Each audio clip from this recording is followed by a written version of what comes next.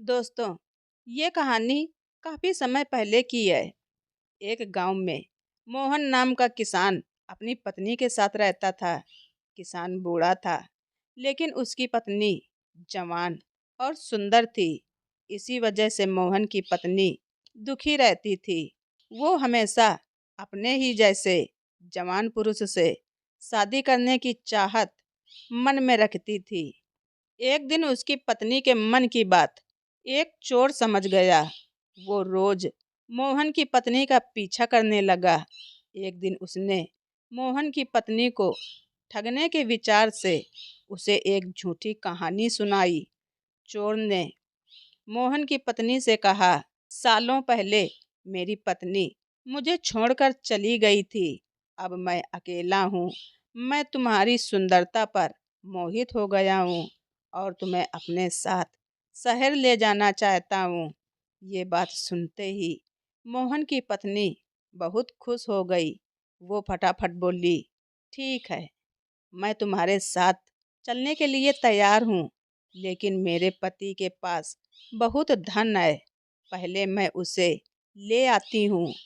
उन पैसों से हम दोनों जीवन भर आराम से रहेंगे। ये सुनकर चोर ने कहा कि ठीक है, तुम जाओ और लौटकर इस जगह पर आना। मैं तुम्हारा इसी जगह पर इंतजार करूँगा। मोहन की पत्नी घर पहुंची तो देखा कि मोहन गहरी नींद में सो रहा था। पत्नी ने सारे जेवर और नकदी को एक पोटली में बांधा और चोर के पास चली गई।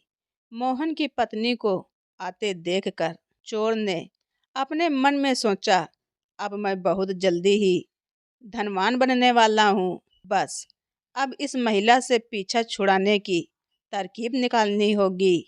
तभी मोहन की पत्नी चोर के पास पहुंची। उसके पास पहुंचते ही दोनों दूसरे शहर की ओर निकल गए। कुछ दूर चलने के बाद रास्ते में एक नदी मिली। नदी को देखते ही चोर के दिमाग में एक गजब का आइडिया आया। वो औरत से बोला, देखो, नदी गहरी है, मैं तुम्हें इसे पार करवाऊंगा, लेकिन पहले मैं ये पोटली नदी के उस पार रख आऊं, फिर तुम्हें साथ ले जाऊंगा। औरत को चोर पर पूरा विश्वास था। उसने कहा, जैसा तुम ठीक समझो। फिर चोर ने कहा, देखो, तुमने भारी भारी जेवर पहन रखे हैं। ये जेवर भी तुम मुझे दे दो, ताकि तुम्हें नदी पार करने में कोई समस्या ना हो। ये सुनते ही मोहन की पत्नी ने अपने सारे जेवर उतार कर चोर को दे दिए। पोटली में बंधा धन और औरत के जेवर लेकर चोर नदी के पार चला गया। 2 घंटे, 4 घंटे, 8 घंटे बीत गए, लेकिन वो चोर कभी लौटकर आया ही नहीं।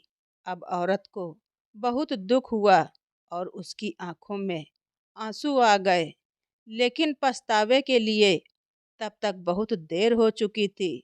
उसका सारा पैसा और जेवर लेकर चोर भाग चुका था।